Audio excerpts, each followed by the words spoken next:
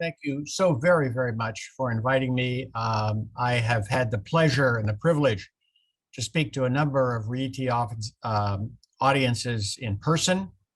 I have always enjoyed those interactions.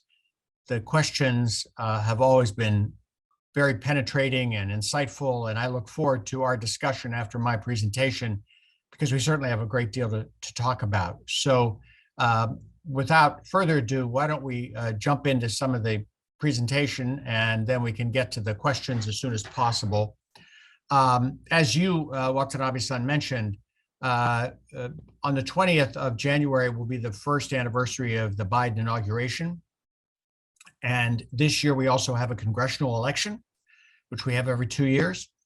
And I think it's a good time to get a snapshot of where American public opinion stands, both in terms of its judgment of the issues, of Biden's handling of the issues, and also what this may tell us, although it's still 11 months away, what this may tell us about who might win the US congressional elections and why that's important in November of this year.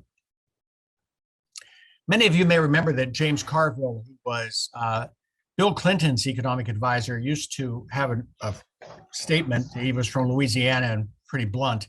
He would say, "It's the economy, stupid." Whenever the politicians would go off in a direction or another, he would say, "Look, remember it. Voting is all about the economy."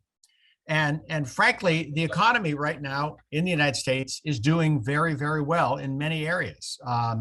Consumer confidence is rising and is quite high, which is always a good sign for the economy. It means people are willing to spend. Economic growth in 2020 is the fastest it has been since the Carter administration, which is a pretty good sign of a pretty strong economy. More jobs have been created in any year since 1939 in the United States, in any single year. Now, I must admit, more jobs were destroyed last year in 2020 than ever before. But it's a sign that there has been a huge rebound in the US economy, 6.4 million jobs created in 2021. Unemployment is now at 3.9%, which is near its record low. It's only been this low or lower 2 or 3 times going back to the immediate post-war period. And the stock market is doing very, very well. The S&P 500, one of the 3 stock markets we have in the US, is at its second highest level in more than 60 years.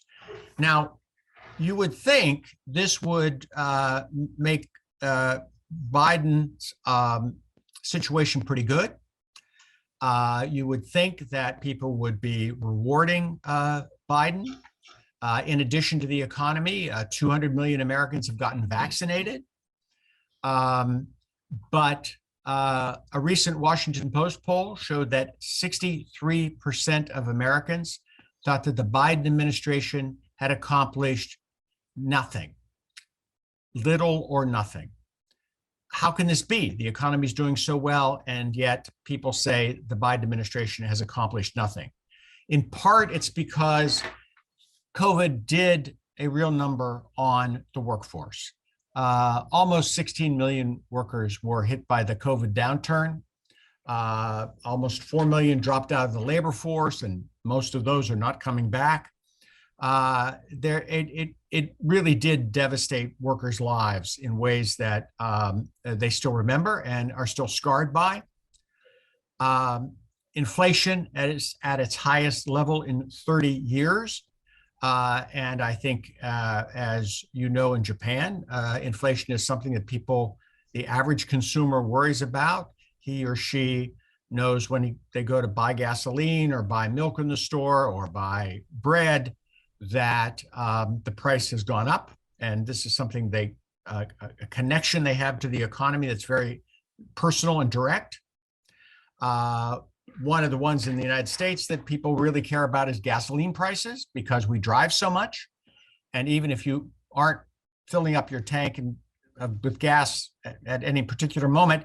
You're driving down a highway in the United States where there's gasoline stations, and you see the price of gasoline and on the signs in front of the stations, and the numbers seem to be going up and up.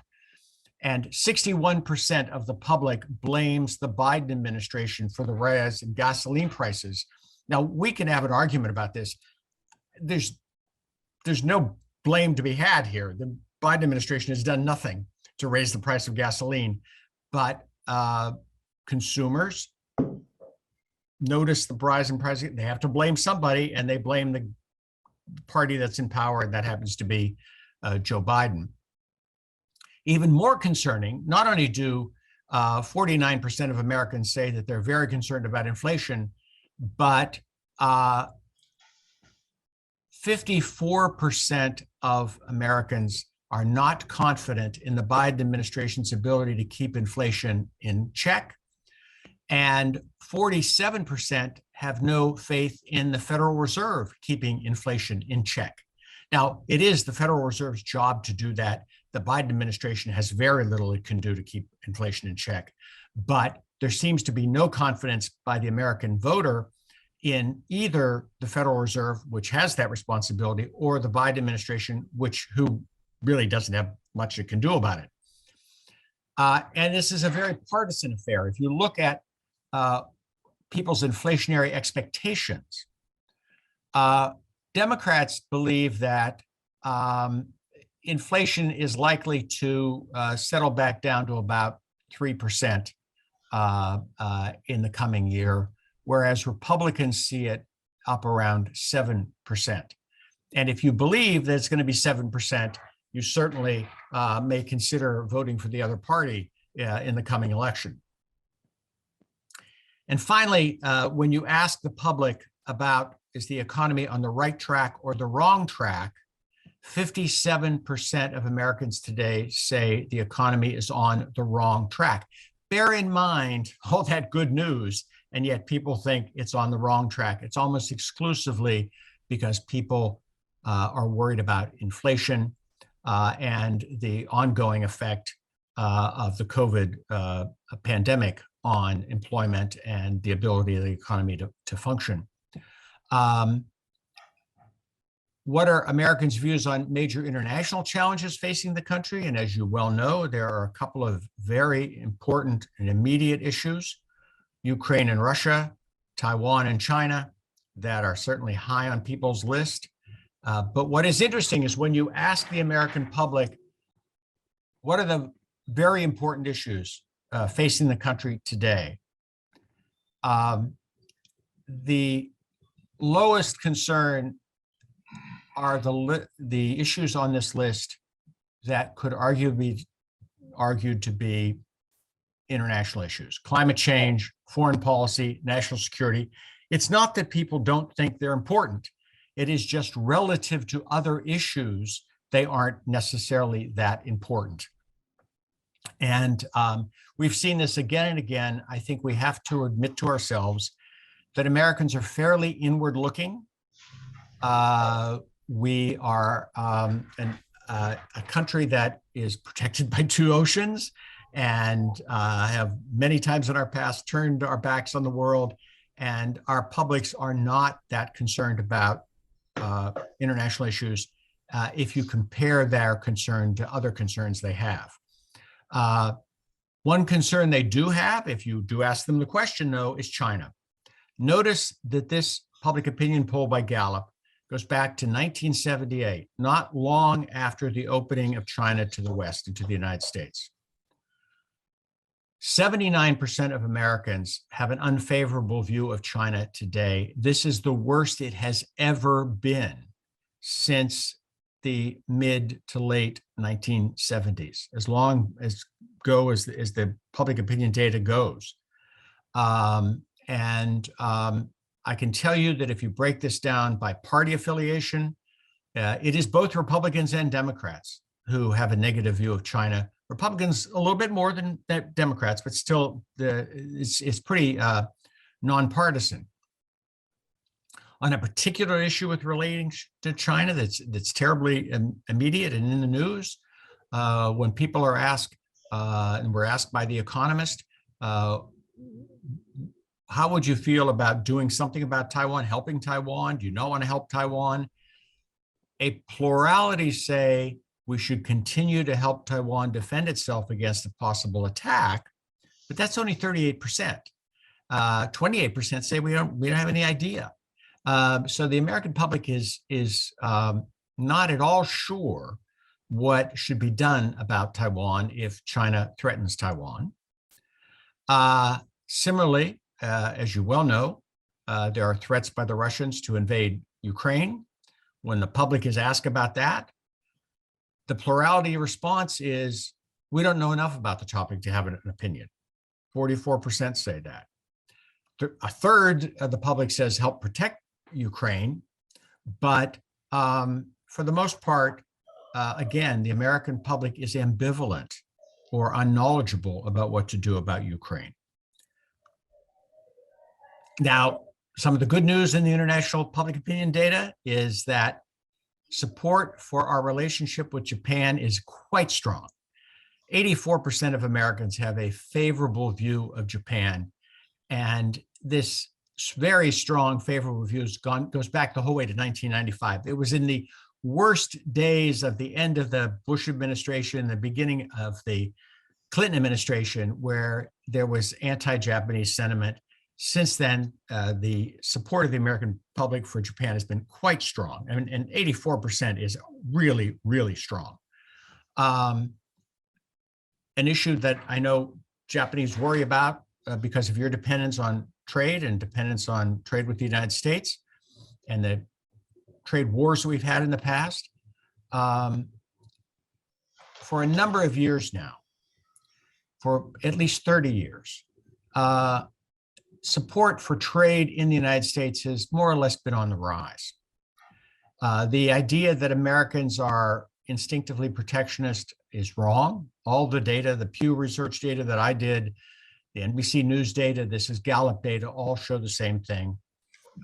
The public supports trade. In this case now, it is actually Democrats who support trade more than Republicans, which I think comes as a surprise to many Americans and most foreigners. But notice that Republican support for trade has fallen dramatically now that Joe Biden is president. And I think we have to attribute that to the fact that the partisanship in the United States even affects attitudes towards trade. Notice that 78% of Republicans in the last year of the Trump administration thought trade was good for the country, and now only 44% believe that. Trade hasn't changed. What's changed is who's in the White House. And you'll see this in many American public opinion surveys, that if my guy's in the White House, I think it's good. And if the other guy's in the White House, I think it's bad. And this is one of the challenges we face in American politics today. What's the overall political mood of the country? There's a standard question that's asked of people in American public opinion polls. It is, how are things going? What's the direction of the country? As you can see, for the last 20 years, people have been the kind of a negative decline. It's just a slow and inexorable decline in how people feel the country's direction is. We are a fairly pessimistic people, this would suggest. When people are asked, do you think the federal government will be able to make progress in some of the major domestic policy issues that we face, immigration, economy, COVID? Majorities in all three cases say, no, the government's not going to be able to, I don't have confidence the government's going to be able to make much progress on these issues. So there's not a lot of faith. And remember that the public also doesn't have faith in Biden or the Federal Reserve to control inflation. So there's a fairly negative view about the ability of government to deliver. Joe Biden's approval rating has been slipping ever since he was inaugurated. Over the last year, he's now at 43%. This is roughly comparable to what he's found in other polls. You should know that the 43% rate for Joe Biden after 1 year is the lowest for any president in his first year since World War II, except for Donald Trump. Donald Trump was even lower. But this does suggest that the American public now for 2 administrations has a very short attention span and very short tolerance for any kind of shortcomings of their president. The good news for Joe Biden is that approval of Congress is even lower. It's 20 percentage points lower and has been throughout this year, which is not good if you're an incumbent member of the US Congress running for re-election in November. What is the outlook for this 2022 congressional election? One thing I think people have to understand about the American political system is that we are an increasingly unstable democracy, electoral democracy. In the 12 elections, and bear in mind we have them every 2 years, in the 12 elections between 1952 and 1974, there was a change in the control of the US House, the US Senate, and or the White House. In other words, one or more of those changed in 4 of the 12 elections.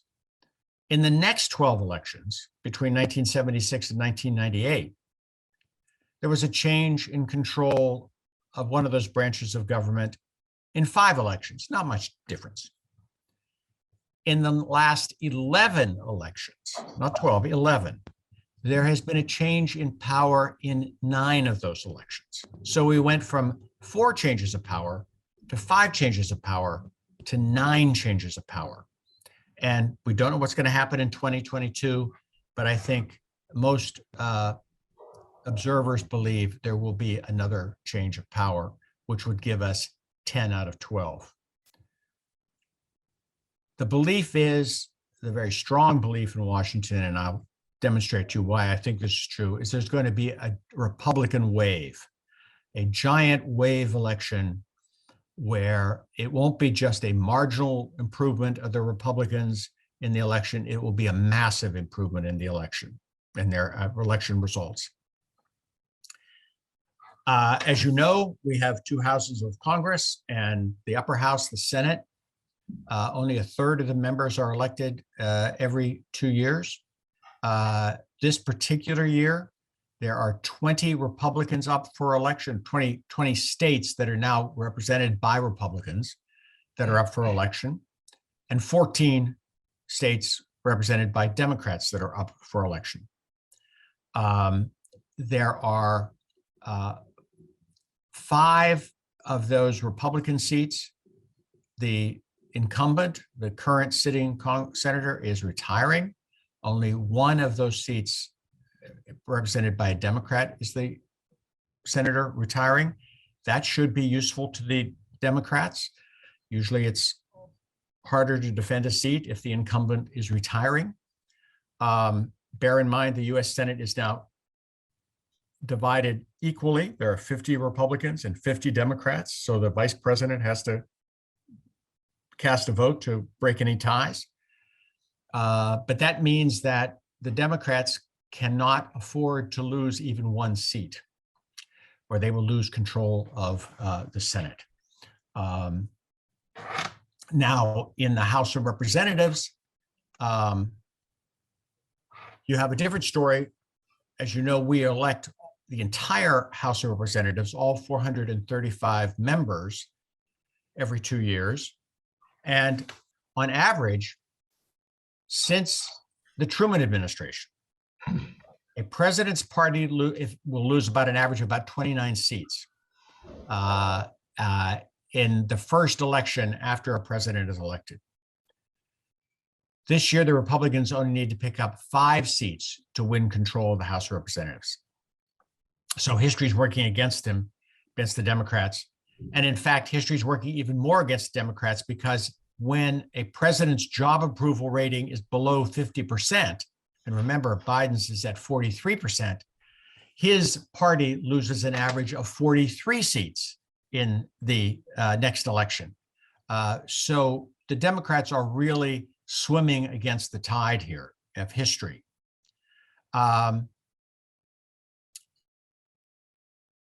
Over and above that, as you know, every 10 years, we have a census. And after the census, we find that some states have gotten bigger, some states have gotten smaller.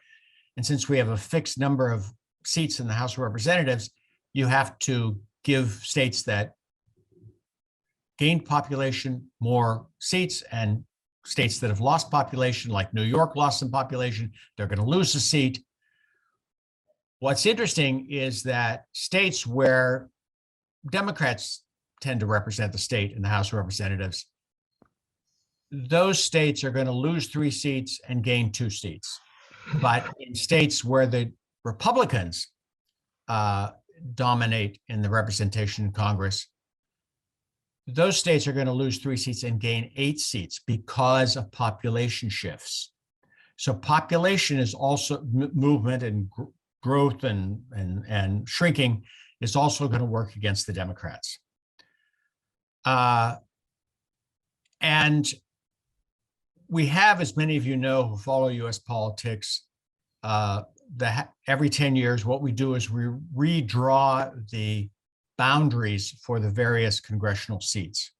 And this is called gerrymandering, because of a 19th century name it was given. In most cases, these lines are drawn by politicians. They're drawn by the state legislature.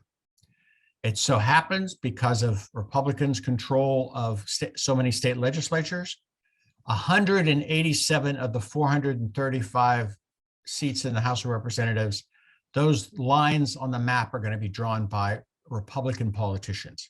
Only 75 of those districts are going to be drawn by Democratic politicians. So as you can see, the Republicans also have the advantage in this gerrymandering, in this drawing of lines. One effect of gerrymandering over the years has been that politicians, as you know, tend to want to preserve their jobs. And if they have the ability to control the drawing of these districts, they tend to protect the incumbent and make sure that he or she gets reelected. And that means fewer and fewer seats that could be called competitive, where the last election was close and maybe the next election the other party could win.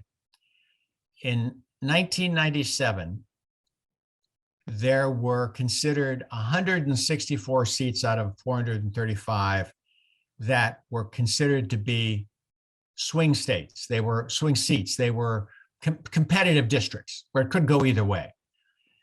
By 2021, the number of competitive seats was down to 78.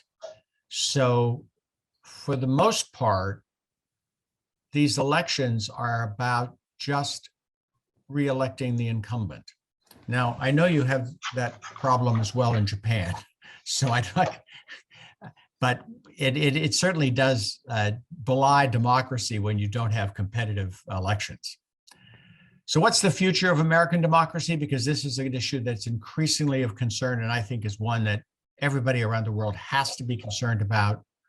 2/3 of American voters believe that the US democracy is now under threat. Some people may believe that because of the January 6th insurrection. Some of it may believe it because of Donald Trump and what he did when he was president. Some may believe it because they think that voting is being suppressed. We don't know why people feel, but they say it is. They feel that the democracy is under threat. In part, though, it is because 71% of Republicans believe that Joe Biden is probably not, or definitely not, the legitimate president, whereas 91% of Democrats say he probably is or definitely is the legitimate president. And since one of the principles of democracy is you have an election and you accept the outcome of the election, but you have a strong majority of Republicans are unwilling to accept the outcome of the election. That is certainly one of the threats to the democracy going forward. You see this in terms of people's trust in elections. The Democrats won the last election, so 79% of them trust elections. The Republicans lost the last election, so only 27% of them trust the elections.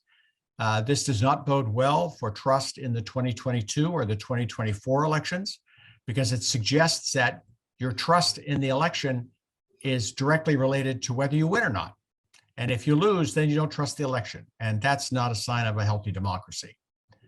Another sign, I think a very concerning sign, is that 4 in 10 Republicans and independents say that violent action against the government is sometimes justified. And notice that 23% of Democrats agree. So while it's more Republicans and independents who support violence against the government, there's at least 1 in 4 Democrats who agree with that. Again, if you don't trust the elections and you believe that violence against the government is justified, that is a potent and dangerous mix of sentiment. And finally, it's a potent mix of dangerous sentiment because 62% of the public in this poll that was taken at the end of last year by CBS and YouGov say violence over losing is what people expect. That doesn't mean that they're advocated, but they anticipate it. And sometimes what you anticipate comes to fruition. So I've talked way too long. I'm looking forward to what the questions are, and hopefully we can have a good conversation.